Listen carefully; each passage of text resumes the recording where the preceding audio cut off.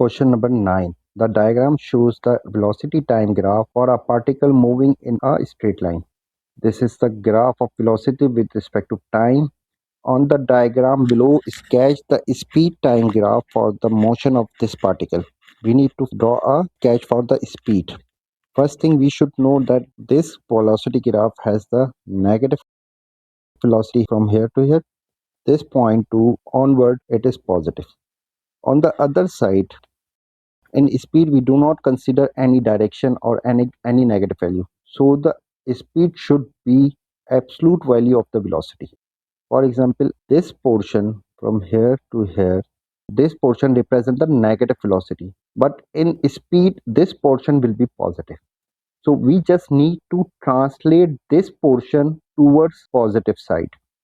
Similarly, this portion is already positive, so we will not change it in the speed graph. So from here to here, this is around 1.3. So this is the point, and this is negative. The positive value of this value will be here. So in speed graph, it will be here. So we need to just reflect this negative portion into positive portion in the speed graph like this, and the positive portion of the velocity will remain same. So this one will be, so this is the speed time graph. Part B, it is given that the velocity time graph is part of the quadratic curve. The curve has the gradient 0 when time is 0. On the diagram below, sketch the possible acceleration time graph for the motion of the particle. Okay, it is said that this graph is the part of the quadratic equation or quadratic curve.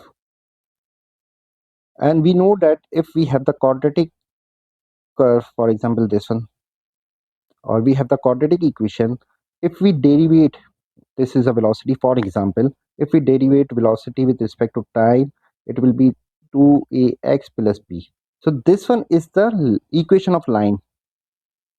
As we know, the derivative of the velocity is acceleration. If the velocity is in the quadratic equation or part of the quadratic equation, so its derivative will be the line equation.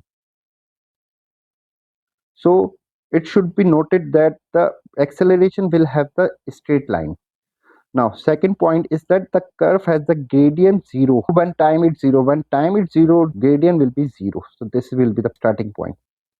So this graph is increasing, the acceleration will also increasing. So this will be like, so this will be the acceleration with respect to time.